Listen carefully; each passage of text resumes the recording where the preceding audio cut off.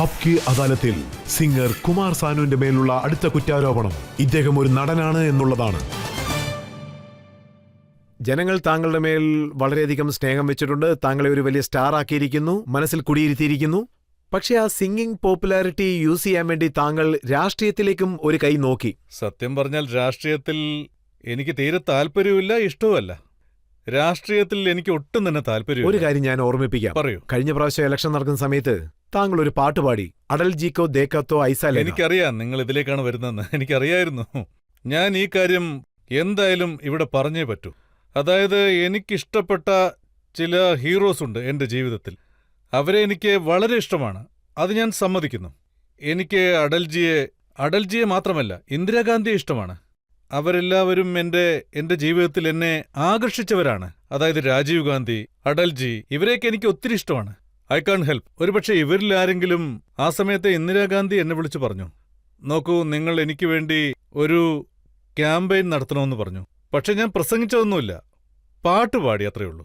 ഞാൻ പാട്ടുപാടാൻ ഇപ്പോഴും റെഡിയാണ്. എനിക്ക് ഇഷ്ടപ്പെട്ടവർക്ക്. ജാവേദ് അക്തറിന്റെ പാട്ട് വളരെ മോശമാക്കി കളഞ്ഞു. അതിലെഴുതിയിരുന്നത് ഏക്ക് ലഡ്കിക്കോ ദേക്കാന്ന, താങ്കൾ അത് അടൽജിക്കോ ദേക്കാന്ന് മാറ്റിക്കളഞ്ഞില്ല. ജാവേദ് സാറിന് ഒരിക്കലും അത് ഇഷ്ടാവില്ല. കാരണം അദ്ദേഹത്തിന്റെ ലിറിക്സ് വേറെ രീതിയിൽ വ്യാഖ്യാനിക്കപ്പെട്ടു അദ്ദേഹം പറഞ്ഞതിന് ശേഷവും. But what ever it is, it's A good. കാരണം ആ പാട്ട് അത്രയും നല്ല പാട്ടാണ്. അതുകൊണ്ടാണ് ഞാൻ അത് ചൂസ് ചെയ്തത്. ആ പാട്ട് എന്താന്ന് വെച്ചാ, ओ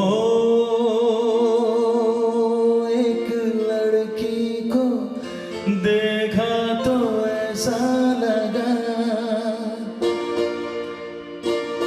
एक लड़की को देखा तो ऐसा लगा, जैसे खिलता गुलाब, जैसे शायर का ख्वाब, जैसे उजली किरण, जैसे बन में हिरन, जैसे चांदनी रात, जैसे नरमी की बात, जैसे मंदिर में हो एक जलता दिया,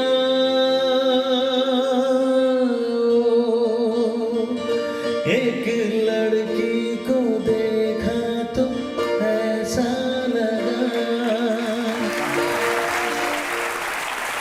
ഞാൻ അറിഞ്ഞിടത്തോളം താങ്കൾ എങ്ങനെയുള്ള വ്യക്തിയാണെന്ന് വെച്ചാ ഏത് സ്ത്രീകളെ കണ്ടാലും ഏക്ക് ലഡ്കിക്കാ ദേക്കാന്ന് പാടുമെന്ന് കേട്ടു.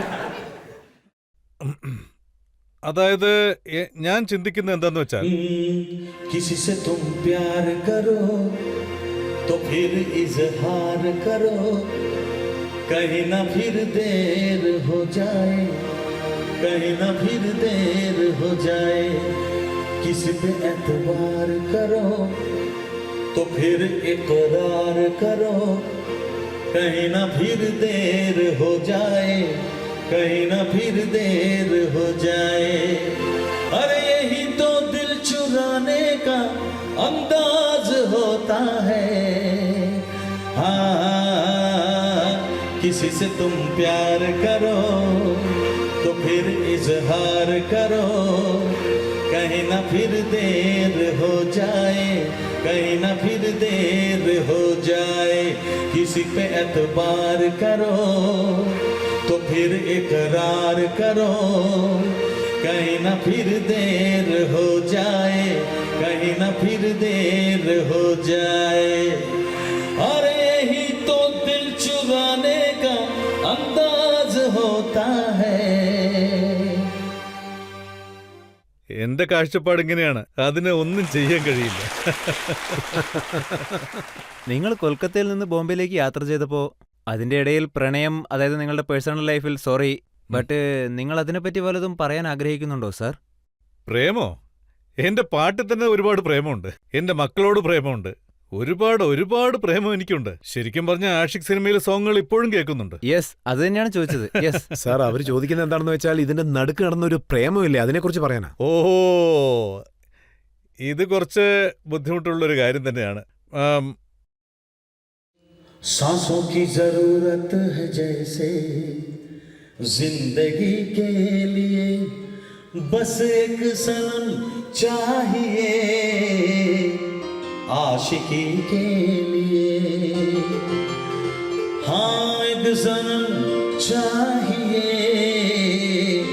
आशिकी के लिए जान की जरूरत है जैसे, बेखुदी के लिए बस एक जन्म चाहिए आशिकी के लिए।